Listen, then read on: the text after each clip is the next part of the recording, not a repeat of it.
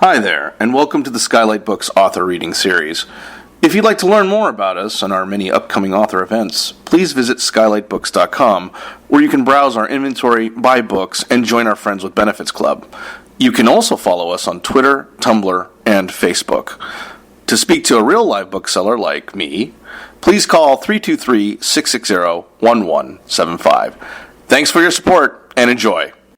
Tonight we have 3 authors who contributed on this fabulous book, Tiny Crimes. Very short stories of tales of mystery and murder. And it's a genre called flash fiction, right? Yeah, so it's a really interesting genre. And these guys are each going to read some of their pieces. And we're going to do a Q&A. And then if you'd like to buy the book, you can do that in the front of the store. And after the Q&A, you can bring it over here and they will sign it. Okay, so I wanted to remind you guys to turn off your cell phones, if you would do that. And you could follow us, by the way, over on Twitter at Skylight Books. That would be great fun. You can also follow a couple of our authors over there as well. Like Amelia, you can follow her over there at Gray Amelia, Gray Amelia. And also you can follow Adam Hirsch over there at The Adam Hirsch.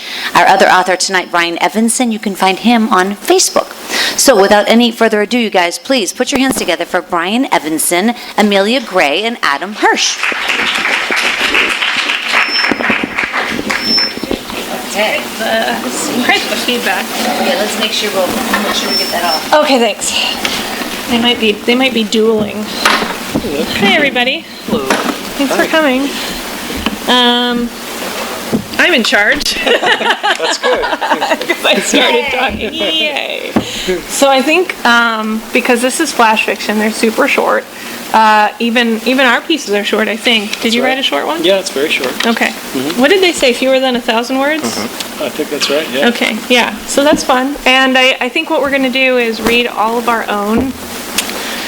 And then read one of someone else's. Maybe we talk in between there somehow so it's not insufferable. Mm-hmm. Okay, great. Well, I don't want to go first. Okay. Do you want to go first? I look I'm going first. Okay. But not okay. Yeah. Airport paperback. Dear Maria, thank you. I received your redacted and the rest. One of the brighter parts of the day-to-day routine is redacted. Surprisingly modern buildings, redacted. So, redacted. When it gets cold, the sky fades to the color of concrete. The times we're allowed to roam the camp, I can hear the staccato harmonies of some birds out in the woods. Last week, I thought I recognized the song of Redacted. And yes, to answer your question, redacted. We eat. My hair's going. Waking up, I see more and more thin black strands laying on my pillow. Back in Los Angeles, redacted. Without question, redacted. An airport paperback, Myself and the Surreal, redacted. I have read it again and again, redacted. The days with Bodega Stop in We, redacted. But the one thing that has become certain is that I am now a criminal. Redacted. For there has always been a machine, and this machine has monstrously seduced the naive with promises of wealth and comfort. And they are torn, limb from limb, soul from body, person from community. I did what I had to, Maria. Redacted. Yet, ever since, each movement has failed us. The artists have failed us. The intellectuals have failed us. The institutions have failed us. Most of all, the government has failed us. Let me explain. I cannot know how or if my letters are redacted, but I want to at redacted. I was about to fly back to redacted after speaking at the redacted conference in Boston. I remember that morning I was shaving in my room at the Hyatt in Cambridge, hot water steaming up from the sink. I looked in the mirror. I saw a tall man who took care of himself, strong, with thick black hair and the same olive skin of his grandfather, and the same gray eyes his mother had stared down the hate and abuse of her son-of-a-bitch husband. Redacted. You know about him. I looked in the mirror, Maria, and I thought, redacted. But this was redacted in New England. Snow and ice pounded the city. The phone by the bed rang. Wiped the lines of shaving cream from my jaw and ears with a towel, and I picked up the phone. Redacted. See, I was in the mood. Redacted. All of whom fashion themselves capital A artists, redacted. Not writers or painters or redacted, or makers or doers, but capital A artists. Sub-redacted. The Massachusetts weather, redacted. I rang up my guy to Rosen, redacted, who lived in town. Hadn't seen him for years. Know what? You met him after the midterm elections. Went by Rose. Big guy, muscles, button nose, a sweetheart. Taught redacted.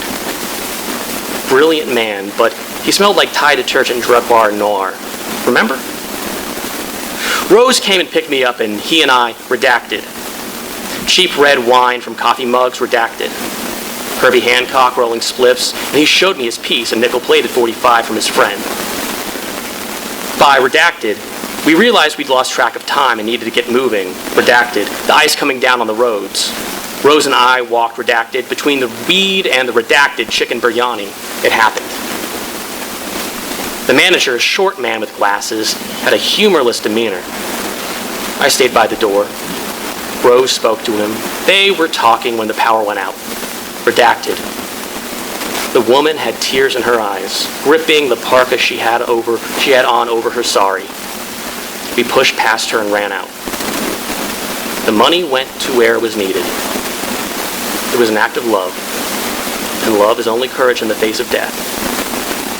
That a death, redacted, may result from my actions is not judgment for the robbery, help, redacted, people, allegedly injured, but that my book, my crime, will reach many more, redacted, responding to it, redacted. You do what you can, no matter the secrets or the pain, for to think is the sweetest illegality.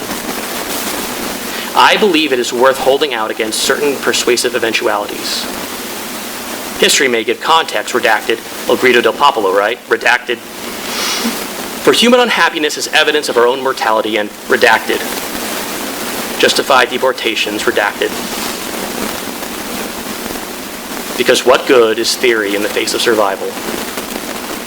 The one thing that is certain is that I am a criminal. I have to wrap it up now. I am tired.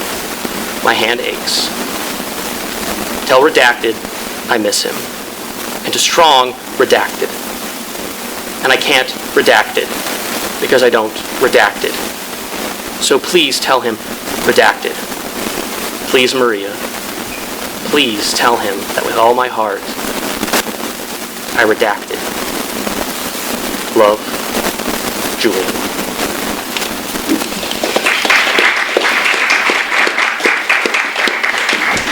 I have a question real quick. Do you want to show them the redacted pages so they can see? You get it, but it's like just show them what it looks like. It's sort of like My printer was wonky, so it's blue too. But I thought that was more complex, yeah. but you get it. So I guess what I wanted to know really quick is, did you write the complete story and then redact? Okay, cool. And what was your theory on redacting? Basically to bring the idea of someone who doesn't speak into the character, so the idea of the prison guard, redacting it, and the fact that you have these blank spaces and can fill them in yourself, and wondering what could be so bad if this is present day, if this is in the future, what's happening that would make someone say that no one else can see this? Mm-hmm. What is such an egregious crime? What information is so, in a way, paramount? So, carefully held that, it can't get out of a prison camp. And so it was some emotional stuff, I assume? Yeah, so any idea of what people cling to as like the fun parts of their identity. So ideas of when you were at places, people you know, ways of expressing emotion, ways of expressing emotion to other people, romantic emotion mainly, things like that actually do happen today, and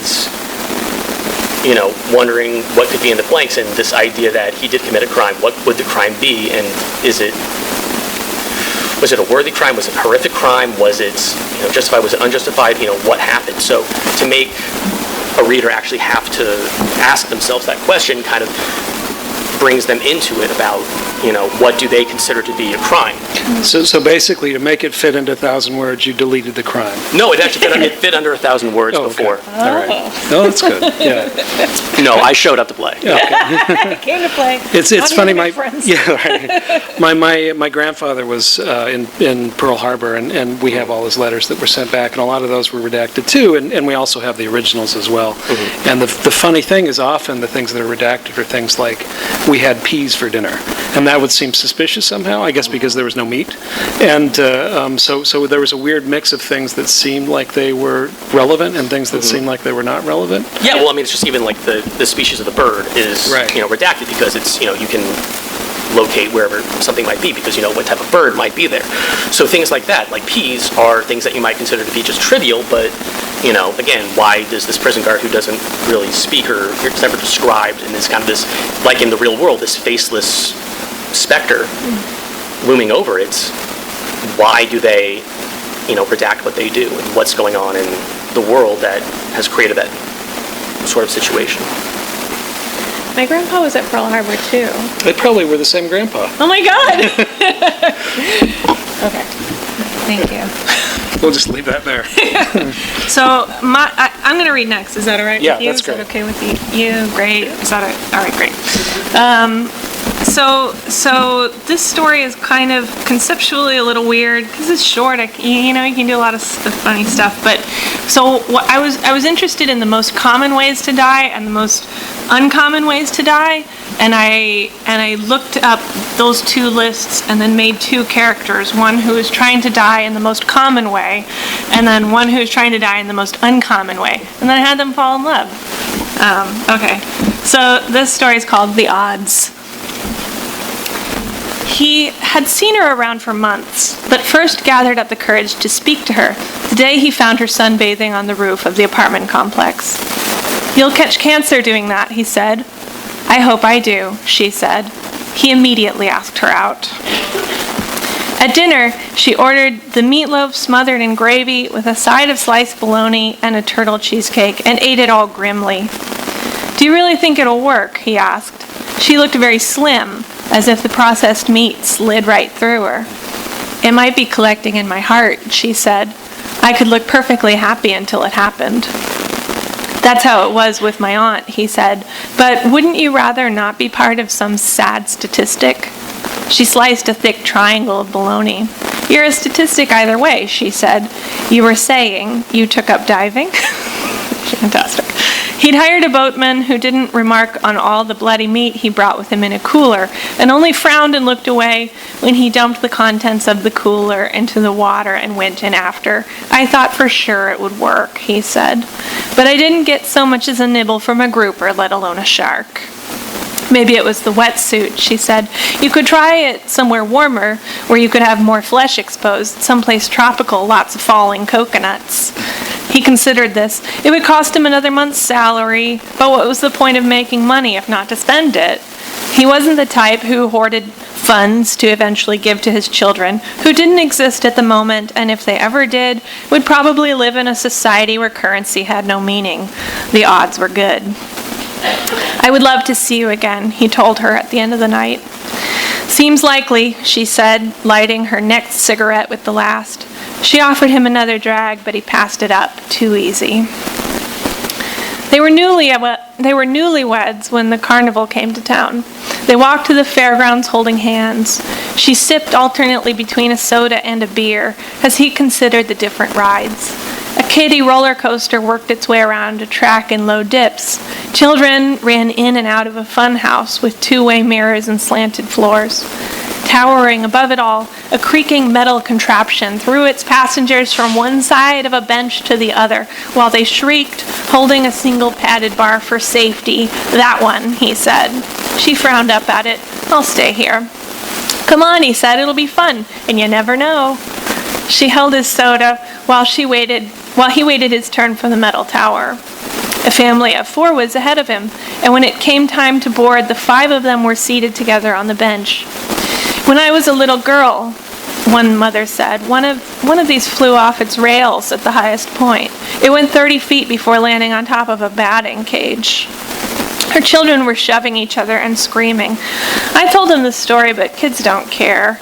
They kept saying they wanted to ride the thing that looked like a fidget spinner, and finally I was like, whatever. "Tell me more about the accident," the man said. "Did anyone die?" The ride groaned, shuddering as it lifted from the ground. "I'm going to be sick," the mother said. The man felt his heart beating. He slid to the edge of the bench, felt the edge of his body press into the open gap between the seat and the bar. But he couldn't make himself do it on purpose. Far too common. And so the ride progressed without incident, and other than the pleasure of the mother screaming for her life beside him, there was no fun in it. His wife was sitting on the bench where he left her. It was a filthy bench, a kind of corroded old iron, which had been painted 1,000 times and covered with all manner of carnival detritus. She was running her hands across the metal and licking her fingers. "How was it?" she asked. "Fine," he said. "Let's go." They watched the children running around. Children with runny noses, with cotton candy, and balloons with strange raised rashes. "I wonder if any of these kids have measles," she said. "Is measles still even a thing?" he asked. "More often than you'd think." She waited until they were standing on their porch to get into it. "You know, it would have happened years ago if you weren't so precious about it," she said. He gritted his teeth but couldn't ignore the bait. "Is this about my diet?" "It's much easier for men who eat meat," she said. "Hard liquor, processed cheese. You have such an ego." "At least I'm trying to ascribe some meaning to it," he said. She scoffed. "You just want to be on the news." After she went in, he stood under the dead oak tree for another hour, but the heavy branch never fell. They preferred to make their own improvements on the house rather than calling a contractor, though she liked the idea of strangers having an extra key.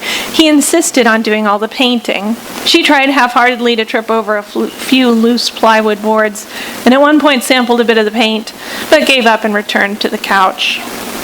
"You all right?" he asked, holding the ladder with one hand as he reached over the stairwell to get a spot almost out of reach. "It's difficult," she said. "I always thought once I started really trying it would be easy." He came down off the ladder. "It was never going to be easy," he said. She wouldn't look at him. "On TV there is a report of a fire, 20 miles away but growing. 200 homes were in danger. The report showed firefighters working their way across smoldering brush." He felt her tense up. "I need to go," she said. She went into the bedroom and came out in a beautiful red dress, a thin one that caught the sunlight and turned her shadow golden. "Wait," he said. "Don't do this. It should be special for you." "Everything is special," she said, the word ugly in her mouth, and she was gone. He didn't hear from her after that, and though there was no report, he knew it had worked. He thought that would be the end of it, and mourned in a quiet way, using a broomstick to drape her clothes into the lower branches of the old dead oak tree. But that was not the end of it.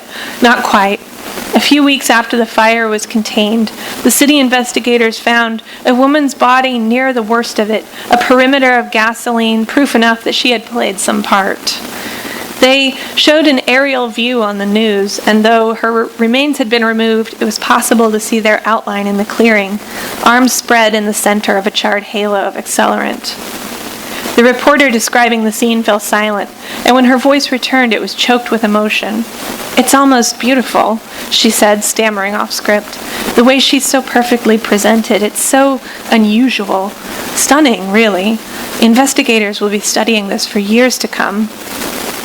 The man reached forward to touch the screen.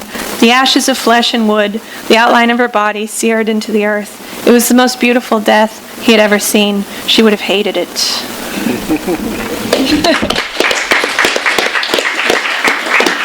All right, I have a question. Oh. go. Okay.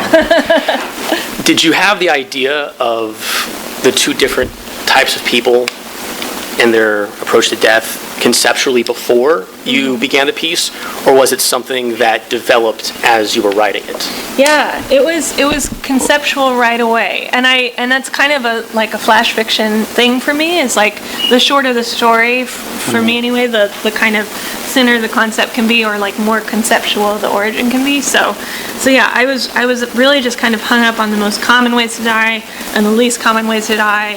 And that there's a line in there about like you're a statistic either way, because it's a personal annoyance of mine when some commercial is like, don't become a statistic, and it's like you're in it, you're a statistic. The people who went to college, or whatever, people who eventually died. Like there's a stat out there with me in it. So. But anyway, so yeah, it was out of those kind of ideas that came. What about the fire that comes at the end? Was that something you came up with just kind of late in the piece, or something? Yeah, that was late, and it was sort of like there's something in there about how she wanted it to be a common. It's on the list of common ways to die. Like smoke inhalation or accidents or fire. I can't remember exactly what, but everybody's death, no matter how common, is unique, and every death is beautiful, and she would have hated that. Yeah. Thanks, guys. All right, I'm going to read to you as well. So this, we'll talk a little bit about the book after we're done, but it's about 36 crimes that move pretty quickly, and I think as a result, you can very quickly learn all sorts of ways to do away with your significant others. This piece is called The Law of Expansion. It is pure dialogue. There's no kind of dialogue tags or anything, so I'm going to try to read it in a way that you can, when I pause, that I'm moving from one voice to another. Usually it's just an exchange between two people and then an exchange between two different people. And if I pause for a long time, it means that there's the characters are pausing. They're not saying anything. And probably the only thing you need to know about it is the name that opens the piece, Sabra, is the name of the person who we bought our house from. So, one. Sabra, can you come up here? I'm busy.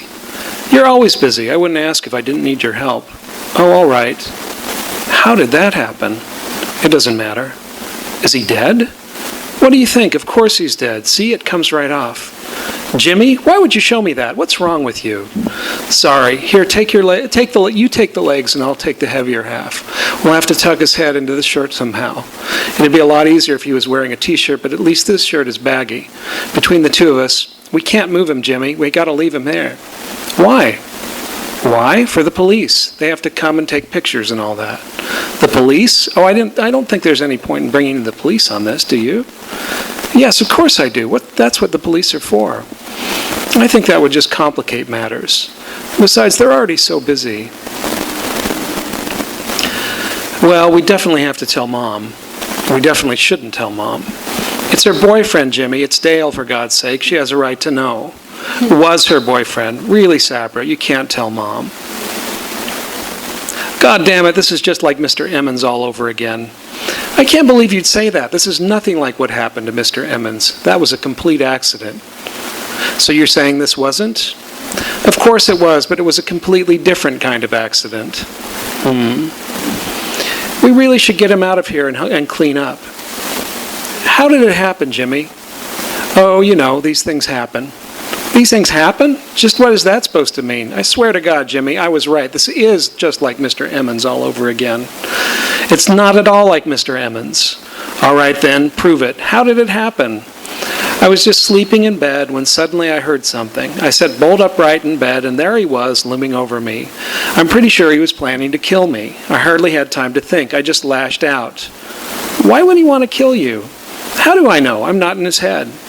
And you just happen to have a knife on your bedside table? No, I think he must have had the knife. Probably he dropped it when I sat bolt upright. Stop saying bolt upright. This is not a novel. The police are going to think you're making it up. There's not a better way to say it, and we're not calling the police.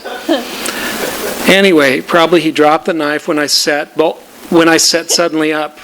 My hand just happened to accidentally close over the handle when it fell, and then I lifted my arms to defend myself and accidentally killed him. Naturally. By decapitating the poor man. He was a son of a bitch. Yes, he was, but that's no reason to decapitate him. I don't know exactly how that happened, but you have to admit he shouldn't have been in my room. What's Mom going to think? We're not going to tell Mom. I'm going to go tell Mom. Sabra? What? Last warning. 2. Kimmy? Yes. Is Mom still gone? Yes. Why? What's that on your shirt? Don't worry about that. Can you help me with something? It looks like blood. Is that blood? Don't freak out. Oh shit, Jimmy, did something happen like happened with Mr. Emmons? Why does everyone fucking bring up Mr. Emmons? That wasn't my fault. What happened, Jimmy? What have you done? All right, look, I haven't done anything. Before I open this door, I want you to understand that. I came up here and found them like this. Them? There's 2 of this time? What did you do to them? Nothing. I just finished explaining that. Focus, Kimmy. Take a deep breath. Now look, you're my little sister and I need your help and your understanding. Can you give me that? I'll try. Okay then, I'll show you. Kimmy? Sabra, Jimmy? Sabra? I mean, I can understand Mr. Emmons, or no, not really understand, but I can see how it might have happened for someone like you, but your own sister? I had nothing to do with it. And just who is the other one? That? Oh, that's Dale. Mom's boyfriend? How did you even recognize him? You see that big lump in the shirt? That's his head. How did his head end up not attached to him? I don't know. It was like that when I got there. Jimmy, this is so much worse than Mr. Emmons. Kimmy, focus. I need you to focus. I didn't do this. I told you that already. Best I can figure it, Dale grabbed Sabra and dragged her into my room to rape then kill her. But Sabra fought back and fought back hard. She wrested his knife away from him. Wrested? Wrested. Am I not pronouncing it right? How should I know? It's not a word I've seen outside of detective novels. The police are never going to believe you if you... We're not calling the police. Okay, calm down. Here's how I reconstruct it. She wrested the knife away and then cut off his head, then died herself. Kimmy? What do you think? Do you believe me when I say that's what happened? Of course I believe you. Where are you going? Nowhere, I'm just going to... I forgot about something I was supposed to... Kimmy. Did you lock it? I didn't see you lock it. Why would you want to lock us both in with these bodies? Mom? Mom's still gone, Kimmy. She'll be home any minute, Jimmy. Yes, that does pose a problem. We'll have to work fast. I don't think you're listening to me, Kimmy. I don't think you're seeing yet what really happened. Kimmy, pay attention. Open the door. Jimmy, please. Oh, Kimmy, I'm very disappointed in you.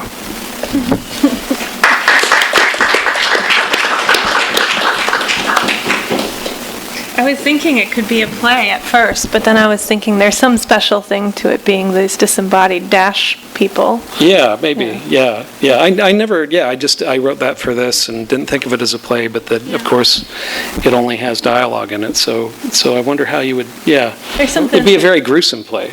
Yeah. But at the same time, in your body of work, no pun intended, but you've killed people in visceral and very inventive ways, in your stories, and this is the first time you've ever done it without just like basic, description. Uh-huh. Did you find it at all like freeing in a way to do it like that, to do it differently? Did you find it in a way more difficult to kind of wind around the actual murder itself, or? No, I found it interesting. I mean, it poses a different set of problems. I mean, I think you begin to imagine what's going on when things, like the fact that the head seems to be inside the T-shirt and things like that. Mm-hmm. But it does kind of demand that you fill in a lot of the gaps, and there's very little description except the little bit they gave you. So yeah, it was a different kind of set of problems, and I think for me it was a question of when you're writing something that's crime-based and it's so short. That puts a lot of constraint on it, and I think as Amelia said, the fact that you can kind of begin with a concept, or there's different ways to approach it, but I think it has to be much more concise in various ways. So yeah. So the head came almost completely off, but not totally, and then kind of shoved. Yeah, I think there's probably still a flap of skin. Okay. So I guess you can just imagine that how you want, I suppose. Yeah, okay. Round two? Yeah, I guess, I think so. Oh. Yeah. Okay. So now we're going to read stories by people that aren't us, and we don't know anything about them, so there'll be less talking. But they're in the book. Sure. Yeah. What are you reading? Carmen Maria Machado, Marry When You Follow Her. In the autumn of Maria's 18th year, the year that her beloved father, amateur coin collector, retired auto worker, lapsed Catholic, died silently of liver cancer 3 weeks after his diagnosis. And the autumn her favorite dog killed her favorite cat on the brown, crisp grass of their front lawn. And the cold came so early that the apples on the trees froze and fell like stones dropped from heaven. And the 5th local Dominican teenager in as many months disappeared while walking home from her minimum wage, dead-end job, leaving behind a kid sister and an unfinished journal and a bedroom in her mother's house she'd never made enough to leave, deepening the community's collective paroxysm of anxiety, which made them yell at their daughters and give out abstruse and nonsensical advice about how to avoid being a victim, and boosted the sales of pepper spray and St. Anthony pendants, and also prompted no action from the police, who said that the girls were likely runaways. The same autumn, she finally figured out how to give herself an orgasm. Right after the summer when she broke up with her boyfriend of 2 years, Ira, who had, for their entire relationship, been attempting to make her come with the grim determination of a pioneer woman churning butter, and had failed 100% of the time. And she got herself one of those minimum wage, dead-end jobs because she was saving for a one-way bus ticket to Chicago. And she was finally hired at Bill's Discount, restocking cheap t-shirts and overstock home goods, and learned quickly to evade Phil's hands, which always seemed to brush against her body when the two of them passed each other in the bowels of the store. Which is also the same autumn that Maria had started taking a shortcut home at night. In spite of her mother's warnings, through the unlit parking lot of the bankrupt, half-gutted strip mall where she'd once bought her quinceañera dress, and listened to the leaves rasping over the pavement, and watched an owl dismember a mouse on the pavement, and then slipped her Walkman's headphones over her ears, even though her mother had warned her that music would conceal an attacker's approaching footsteps, and felt her ponytail bouncing against the back of her neck, even though her mother had warned her that a ponytail was little more than a handle for rapists, and felt thrilled to her trembling core, much in the same way she felt when her orgasms ebbed away. And after she had gone to a party held in a foreclosed house and drank deeply of syrupy, mysterious liquids in paper cups, and talked about the missing girls with Dolores and Perdita, whose own parents had forbidden them to walk alone or go out at night. And after her mother's shitty station wagon broke down 20 miles away from home when she'd been on an errand to refill her brother's asthma medication, and she had to hitchhike back in the passenger seat of an 18-wheeler while chatting manically to fill the dangerous silence. And after she went home with a co-worker who sort of looked like Ira and smelled a bit like him too, because even though Ira had been bad at sex and kissing and so many other things, and so many other things besides, she'd found his presence comforting and stable and missed him a little. And after that co-worker turned out to have had a foot fetish and wanted to rub his erect dick all over Maria's boots, and Maria let him because she didn't know what would happen if she didn't. And after she tried to clean them off with fallen leaves in the unlit parking lot of the bankrupt, half-gutted strip mall, and while hunched over on her project, heard the sound of someone walking toward her with exquisite patience. And she didn't look back, but bolted like a deer and in her socks, leaving her boots, her favorite pair, behind. And after Perdita showed up at her front door on a Sunday morning because Dolores had gone missing too, and they searched and searched, and eventually found Dolores' keys in a ditch next to the road next to the elementary school, but never anything else. And after Phil handed her a paycheck with his other hand shoved deeply into his pocket and didn't let go right away when she tried to take the envelope, and after Maria told him to go fuck himself, and he shoved her against the OSHA poster and called her a bitch. Told her that he'd let her keep her job under one condition. And after she ran home through the unlit parking lot of the bankrupt, half-gutted strip mall, and looked up as she ran, hoping to see a cathedral of stars, but instead just saw terrible darkness. And after she snapped at her mother that she was fine, and collapsed in the bedroom, wheezing and crying, and then overturned her father's old cigar box and counted her money. But months before, a white girl from a rich neighborhood also disappeared, and suddenly the police were coming through the snarled streets in full force, and Maria's mother said that she wished Maria was around to see them finally doing their jobs. And before, the town was buried under 4 feet of snow, which no one could deny gave them a strange sense of relief, a sense that time's terrible ticking advancement has been stilled for a spell. Before a snow plow operator accidentally uncovered the shallow graves and the bodies near the unlit parking lot of the bankrupt, half-gutted strip mall. And before they arrested the high school chemistry teacher and the community demanded answers. And before they learned that they would never ever get them, Maria left a note for her mother on the fridge, telling her that she loved her and was sorry and missed her already. And as she sat on the bus to Chicago, her backpack in her lap and her rosary coiled in her coat pocket, and the window smeared with someone else's face grease, she imagined that the missing girls were all living in the city in brick row houses on a single block, a well-lit block with gardens and parks and a sidewalk, where they all laughed and made art and dated and dined and fucked and danced and aged and married and had children. And at night they told stories to each other about the last long ago time they truly been afraid.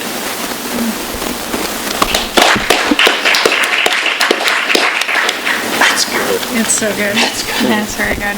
Is that one sentence? That's one sentence. Y'all. Well read, too. He annotated. Yeah, I mean... You have to. That was astonishing. Okay. What am I doing? I'm gonna read Sasha Fletcher. And now for something completely different. This is called Nobody Checks Their Voicemails Anymore, Not Even Detectives. Monday, 9:12 a.m. Jimmy, it's your girl. The one at the desk who you pay a living wage. This is what could be known as a wake-up call if we were the sort of people who relied upon others to remind us of our tasks. I am aware this is funny, seeing as my job partly entails me reminding you of various things, and, to a certain extent, scheduling your life for you. The thing about that is that yesterday, Jim, note the shift to the more formal Jim here. It's meant to indicate a certain disdain here, Jim. Yesterday you alerted me that you would be looking into an incident involving a certain woman who I refuse to name due to the fact that she has not yet bothered to pay for the 1,000 billable hours on file. Life isn't free, Jim, and neither are the services of this office. Plus, she tried to murder you 15 times. Not that I'm counting. Anyway, the ghosts say hi. You know which ones. Monday, 9 p.m. Jim, you saved my life once and now you're responsible for it. Tuesday, 1:23 a.m. Jim, I got that backwards, I'm sorry. Tuesday, 3:03 p.m. Jim, I had a date yesterday. I can't tell if it went well. I can't tell much sometimes these days. You know that feeling, the one wherein the world is not just a thing you can find to be navigable? And how by the world, I mean everything outside of you, the ways in which other people, in which other things, in which all others in toto are not and will never be you, or of a part with you. In your more romantic moments, Jim, you'd assure me that this was fine, that we're all flailing about blindly in the darkness looking for a light switch or a human connection, just some signal in the dark. You'd tell me, Jim, that, well, Jim, I'm sorry, I'm a bit high right now. In the office, it's essentially 3 o'clock on a Tuesday. One woman was in about a diamond. It turned out to be where you'd expect. A husband came in for reasons unknown with a check that cleared and in a fashion I'd call timely. We're out of coffee. Don't worry, though. Outside the door of the room I'm in, it says we're on the case. So, it's handled. Thursday, 1:45 p.m. Jimmy, come home. It's Thursday. Yesterday, the fellow with the buffalo chicken wraps was downstairs. I got one for you, but then I ate it because we both know they have to be eaten fresh.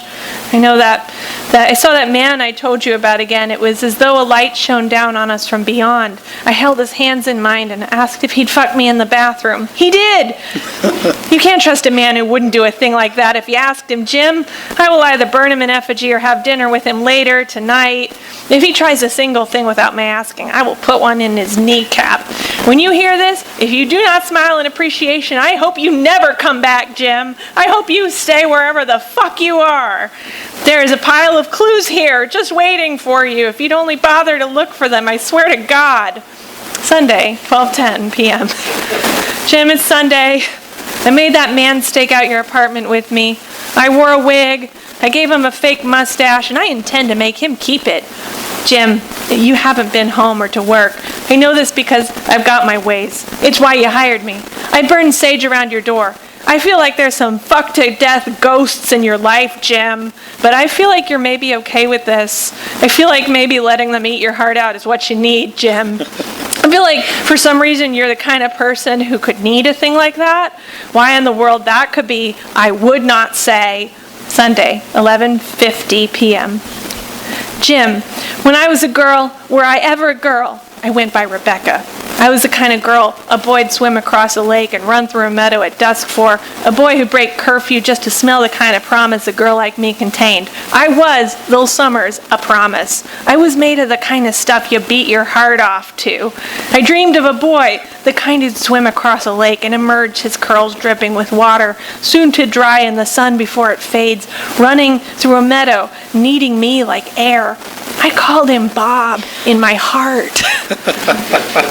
Bob and Becca I carved gently, somewhere I never thought anyone would see, and they never did, Jim. We've known all along what it's like to imagine longing, but that doesn't prepare us for longing. Our imaginations are fucked machines, Jim, and it's beautiful. Today there was a woman, and she wept. I could not say why, and she herself did not tell me. More tomorrow, as that's what it's here for. Tuesday, 10:10 a.m. What in the hell, Jim? 3 women have lost their husbands and would like you to find them. 1 young boy is wondering about his father. A fortune untold waits, obscured by unaccountable troubles. The police have shot 4 people today, 4, as far as I can tell, breathing. I have taken it upon us to investigate.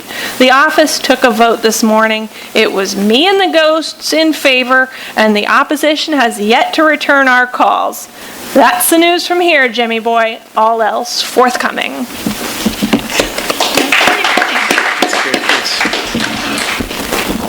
That's one of my favorite pieces in the collection. And you actually should just have Amelia read it into your answering machine. I'll call you. I'm going to read a piece by Henry Hoke, who's a L.A. resident, but who's actually in I think he's in New York right now. A piece called Actual Urchin. The way the urchin died was he walked up to a guy and said, "You owe me $50, and the guy stabbed him in the heart. The way the urchin died was he went into a bar fuming and grabbed the guy that owed him money and said, "Where's my money?" and the guy killed him right then and there. The way the urchin died was he lent the wrong guy money and the guy turned out to be a killer, his killer. This was way after the old days, way after he was famous, way after. The studio needed an actual urchin. They were tired to death of show kids. This new production was scrappy. It needed that shit-on mood, spines at its center. Men from the gate went out to drag the streets like dog catchers and came back with candidates. "Not too sick," said the studio. "We can't work with sick." There was only one true choice. They found the actual urchin standing on a dead-end street looking up at a lamppost like it was the sun. "Action," the director would shout from his chair, and the urchin would take charge, bringing the show kids down to his level for mischief and puppy love. The studio had a hit show on their hands. They kept the urchin in-house. At the end of the shoot day, which was every day except Sunday, drunk parents would come and scoop up their show kids, and the urchin would head back to his room in the basement. There'd be soup waiting and no windows, and he'd dream of a dugout, of a cool lagoon. The urchin never knew what to say unless someone told him. "Not for $1 billion, he would say. "Your trouble," he would say. "Boy, would I," he would say. We've all seen him. We all know. A ton of time can pass during a commercial break. "Motherfuck," said the director one day through his old-timey megaphone. They said motherfuck even back then. "You're too big a boy now, you can go. Plus you're starting to break out in hives. Maybe it's the oil we use to slick your hair. Maybe it's..." They sent him they sent him out the back gate. He got an apartment 1 block away and started drinking and borrowing money and doing all the other fun things big kids do. There was a clause in the urchin's contract that once released he couldn't lead a happy life. "How's he doing?" those that thought of the urchin or saw him in reruns would ask. "Is he even alive?" "I think so," whoever would reply. And for a decade and a half, whoever was right, until one day they weren't. "How did the urchin die?" they'd ask. He walked into a bar and up to a man and said, "You owe me $50, and the man stuck a knife in him. The studio got to paint it in the papers. Life snuffed out, in a better place now. Other, bigger people died that day and needed column space. The short of what happened. The long of what happened was the urchin walked into a bar, looked over to a corner booth, and in that corner booth a man sat wearing a T-shirt with the little urchin's face on it. His young face on a new T-shirt. The urchin might have been in a haze of barbiturates, but this was still an odd sight in those days. Then the guy who owed him money blocked the view, then the demand, then the stab. The urchin crawled the length of the bar to the corner booth and clutched on to the T-shirt, and the man wearing it had no idea who this dying, awkward urchin was, but the urchin held tight, and his own young face filled the screen, accompanied him into death. The man the urchin held on to in his final moments had seen some shit, and wasn't the type who thought much of staring down death. This wasn't a main moment of the man's week. The man didn't even think to wash the clothes right away.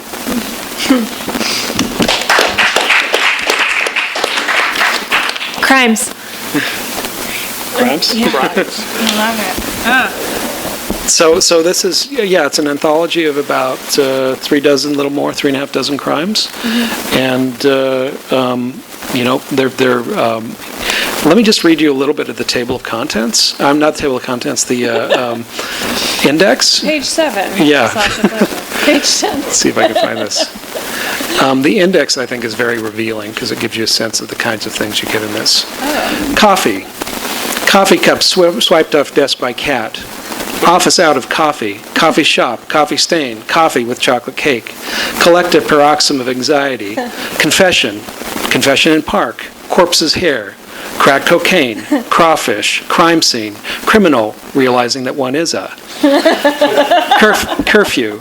Decapitation. Detective. Veins. Mocked by killer. Detective mocked by killer. Detective not checking voicemail. Detective novels. Detective Zamora. Disease. Writer's scourge. Dishwashing gloves. DNA. Dog. Eaten down to spine. Dog face. Dog fentanyl. Dog houses. Mauling by dog. Prairie dog. Sad dog. And so on and so forth. So really, I think it covers, despite the fact that it's a very tiny book, it covers pretty much every absurd crime and normal crime that you can imagine. Every state a dog can be in. Right. Yeah. For sure. Yeah. So maybe we've got time for a couple, I don't know, questions, if you feel like it. Sure. We could talk crime. Oh yeah, you could. What you got? What caused each form, and do you find it easier or more difficult to write longer pieces? Yeah. Question was, what draws each of us to the flash fiction form, and is it easier or more difficult than long pieces? I like flash fiction a lot just because I'm a big believer that limitations breed creativity, and they breed creative solutions to compensate for the form. And I also think that to really pull off a well-made, short story, novel, whatever, the shorter you get, the harder it is. That's why, really good like haiku or short poems are really rare, and they're so hard because you only have that limited space to really make an impact. So think of how good a book of crime haiku would be. Oh yeah, you could. It would be just fantastic. Have you guys heard of the Japanese death poems? They're like haiku, end of life haiku by like monks and Zen monks and. New Directions published a very nice collection of Japanese death poems that Joel Hoffman translated or but collected, I suppose. suppose. That's the crazy thing too. Is like you think they're going to have some like grand revelation or like perspective on life, but they're not. Like, there's not even like what, at least like the 20th, 21st century we think of as like metaphors for death and ideas of, the breeze and seasons and moving on. They're not. They're a lot of them are what the people who were speaking just like saw in their last moments, and they're very immediate and Yeah, there's something. It's like you have to. I was reading about them, and it's like there's a way to negotiate how you have to like say what season it is, or there's a whole form to it, and like what you see in the season, and then I don't know. I'm still reading the book, so I can't. Oh yeah. I'm not the expert. What were we talking about? Oh, the form. Yes, I find it to be. I mean, I wrote a whole 400-page novel that felt like needlepoint and took many years, and it felt kind of difficult in the same way as writing like the flash fiction story that is as like perfect as I can make it. And by perfection, it's like you've got a nice concept that works on multiple levels. You've got a story that's interesting enough to finish, and then at the line level, it's like perfect. And I think before if I put this story I published in a collection, I was like, I want to work on it. There's a little bit of things here and there, but yeah, the difficulty level for me is more concentrated in the form, but it's also, I guess it depends. There's so many avenues which a sentence can take, and when it's shorter, you can really explore all of the avenues in an insane way. Yeah, I started by writing really short pieces, and then I kind of had to teach myself to write longer pieces, and then recently I kind of went back to shorter pieces, but I think I had to reteach myself to do it. There is something that's very different about it than a longer piece. There is something, I think haiku is a good example. Not that I write haiku, but the compression is something that really is interesting. I mean, you try to do as much as you possibly can with as little as you possibly can, and that often involves kind of stripping away all the things that help readers have a comfortable experience or help them understand exactly what's going on. So like Amelia's piece, you kind of figure out what's going on with those two characters as you're reading through the piece, and you just kind of have to read and get that. But it's short enough that I think you're willing to do that. So I do think it's a different form. I taught a class which is called Tiny Fictions a few years ago, and that was for me part of learning how to do this again. Just thinking about what it was about that short form that really allows it to do something that a longer form doesn't. Who do you teach in that? I teach everything. You can read something like 800 pieces in the course of the class because they're also short. Okay. Yeah. I want the syllabus. Or like a book of it? Yeah. Okay. I'll give you one. Thanks. The pieces, stories that already had been working on, and then it was like, hey, want to see this? Yeah. Or was it like they were putting together a mythology crime flash fiction? Go for Write something. It sounds like these guys wrote them from scratch. Yeah, I wrote it for them. Yeah. I already had that. I already had mine.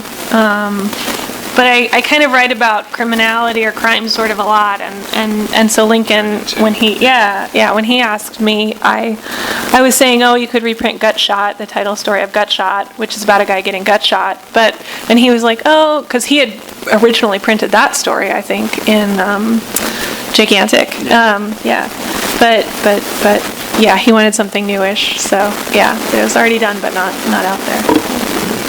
And then, for me, it was just, I got asked if I wanted to do something and ended up trying a few things, and this is the one that stuck. Did you try a couple different things? Yeah, I played around at first,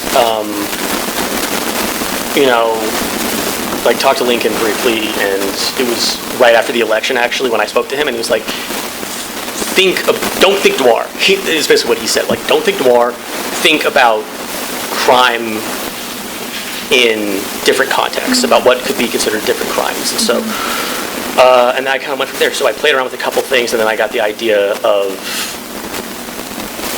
what happens to kind of an intellectual professor in the worst case scenario. And when someone who just, who expresses himself about that. So that's going down that path, and then ended up with this. Yeah.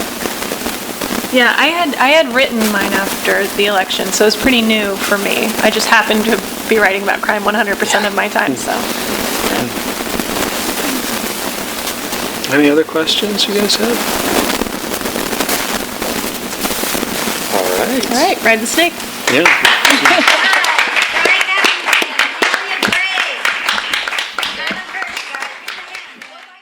You've been listening to the Skylight Books author reading series. Don't forget, you can listen to this and all of our other great podcasts at skylightbooks.com. Thanks again for stopping by, and we hope to see you soon.